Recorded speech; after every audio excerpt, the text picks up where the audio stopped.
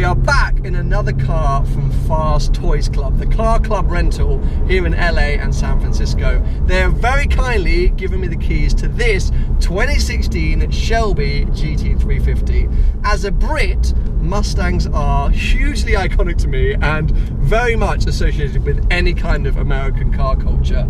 So a Shelby, which is obviously a retuned, sort of perfected version of the V8 Mustang, is probably the best way for me to experience in the iconic horse in its best way.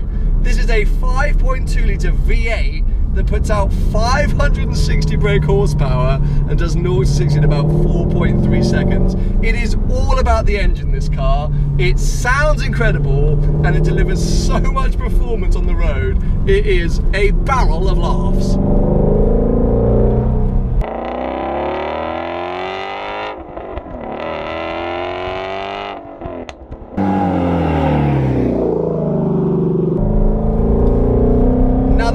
Mustang is it's relatively basic and simple, which I guess is part of the charm and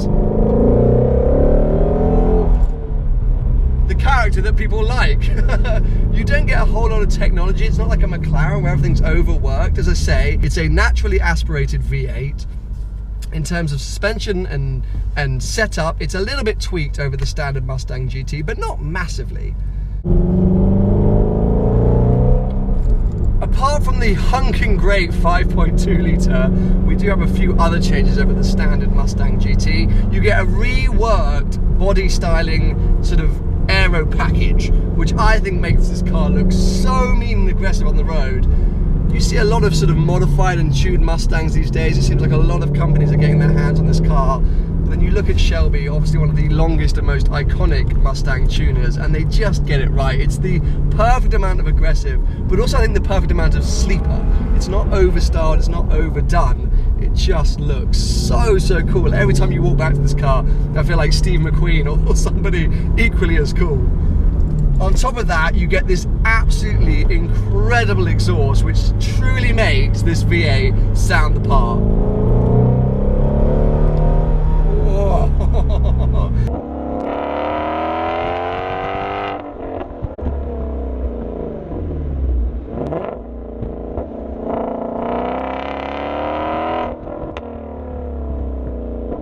And this thing revs for so long. The red line is just over 8,000 RPM. I mean, that is so rare for a naturally aspirated V8.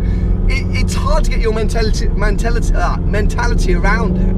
Luckily, we have shifter lights as a heads-up display, so you know that you can just keep on going until those lights are flashing in your face. But to be honest, it's very rare on public roads that you get anywhere close to that shift line. There is so much power, so low down in the rev range, that you are constantly ready to fly. On top of that, you have Ford's 5 different driving modes. So if I shift through them all, we've got standard, or they call it normal, which is obviously your sort of everyday mode. Then we've got sport, we've got weather, which I assume is for sort of snow or rain, which we're not going to find in LA.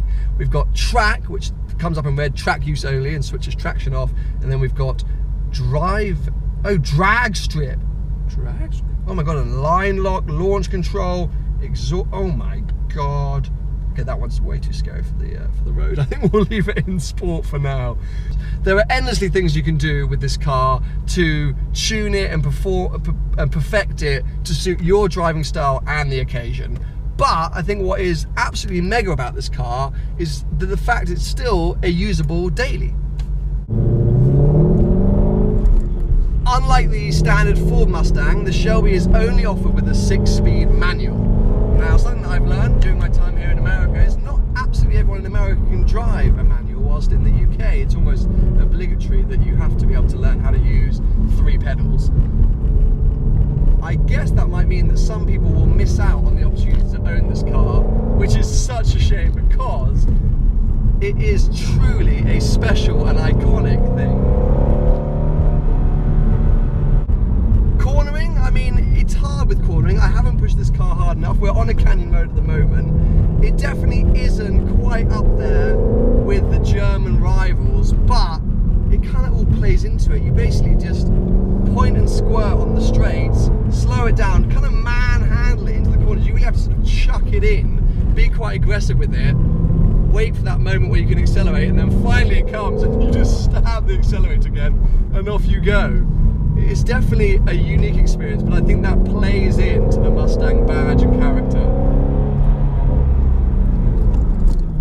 Now, Shelby do offer a much more hardcore sort of track spec of this car, the GT350R, which has been massively demanded across the US. I've been told those cars are selling for sort of $30,000, $40,000 over their list price. They are that much in demand. Whether you need that for the road, I'm not entirely sure, because this car feels like as much performance as you might want from a Mustang. I'm sure people could go on and tune it, but it remains comfortable. You've got the tech that you need.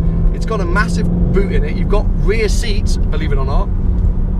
And I think to be able to have this performance and this sound with that usability is a very dream combination.